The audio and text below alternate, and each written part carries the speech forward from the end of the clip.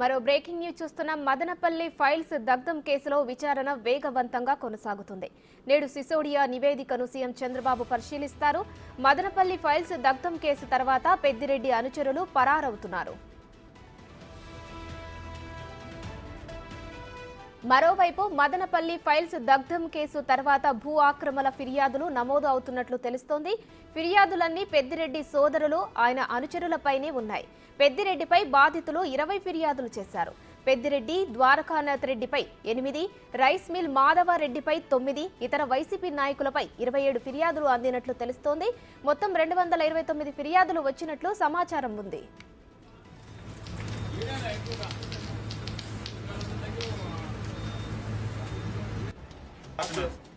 మదనపల్లి మండలంలో అత్యధికంగా 1000కి పైగా ఫిర్యాదులు, కురువలకోట మండలంలో 60 కంప్లైంట్లు వచ్చినట్లు, పుంగనూరులో 43, మదనపల్లిలో ప్రైవేటు భూముల కబ్జాపై 55, ప్రభుత్వ భూముల ఆక్రమణలపై 28 ఫిర్యాదులు వచ్చాయి.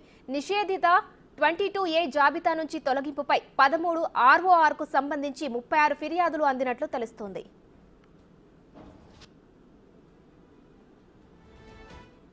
తిరుచానూరు, తిరుపతి, శ్రీకాళహస్తి, రేణిగుంట చుట్టుపక్కల 600 కోట్ల విలువైన భూములు వైసీపీ నేతలు కబ్జా చేసినట్లు అంచనా వేస్తున్నారు.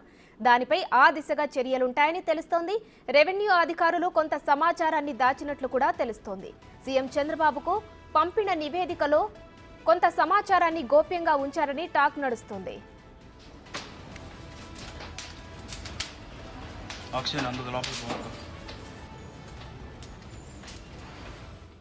ఈ కేసులో హస్తం ఉందని భావిస్తున్న పెద్దిరెడ్డి అనుచరుడు పిఏ తుకారం విదేశాల్లో తలదాచుకున్నారు. పెద్దిరెడ్డి వ్యక్తిగత సహాయకులు శశిధర్ కూడా అజ్ఞాతంలోకి వెళ్లినట్లు తెలుస్తోంది. తిరుపతిలోనే తుకారం ఇంట్లో తనిఖీలు నిర్వహించి 12 కీలక ఫైల్స్ స్వాధీనం చేసుకున్నారు పోలీసులు.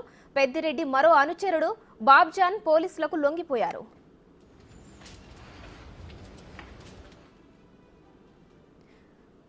రైట్, మదనపల్లె ఘటనకు సంబంధించి మరిన్ని డీటెయిల్స్ మా ప్రతినిధి దామోదర్ లైవ్ లో అందిస్తారు. దామోదర్, మదనపల్లె ఘటనలో ఎవరైతే కీలకంగా వ్యవహరించిన వ్యక్తి ఉన్నారో పెద్దిరెడ్డి అనుచరులతో పాటు పెద్దిరెడ్డిపై కూడా వివిధ రూపాల్లో కేసులు నమోదవుతున్నాయి. దీనిపై అప్డేట్స్ ఏంటి దామోదర్?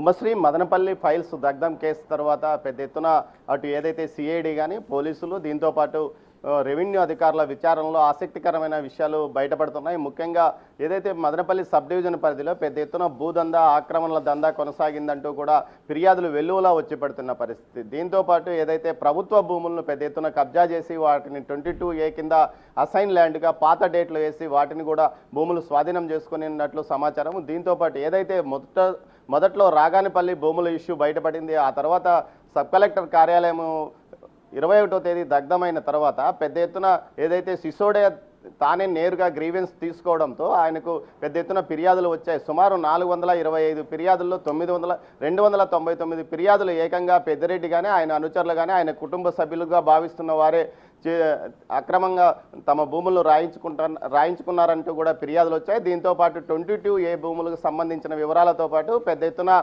ముఖ్యంగా గ్రామీణ ప్రాంతాలతో పాటు మదనపల్లి రూరల్ మండలంలో అత్యధికంగా ఎక్కువ కబ్జాలకు పాల్పడినట్లు కూడా ఫిర్యాదులు వచ్చిన నేపథ్యము. దీంతో పోలీసులు కానీ అటు సిఐడి విస్తృతంగా తనిఖీలు నిర్వహిస్తున్నారు. ముఖ్యంగా పెద్దిరెడ్డికి వ్యక్తిగత సహాయకుడిగా సుమారు 30 సంవత్సరాల పాటు నుంచి ఉన్న తుకారం కోసం అన్వేషించారు. తుకారం ఇప్పటికే అమెరికాలో ఉన్న పరిస్థితి. అయితే అతని ఇంట్లో నిన్న పోలీసులు తిరుపతిలోనే అతని ఇంట్లో తనిఖీలు నిర్వహించారు.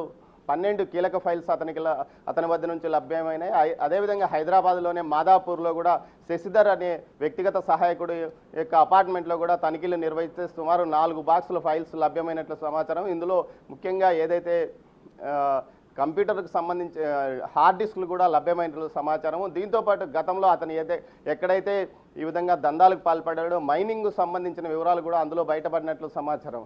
మరోవైపు ఏదైతే మదనపల్లికి సంబంధించి మదనపల్లిలో కీలక నాయకులుగా చెప్పుకుంటున్న జింకా వెంకటచలపతి మున్సిపల్ వైస్ చైర్మన్తో పాటు అదేవిధంగా బాబ్జాన్ను